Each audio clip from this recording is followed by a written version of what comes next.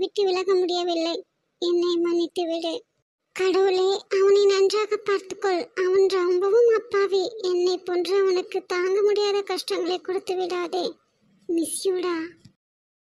நல்லவர்கள்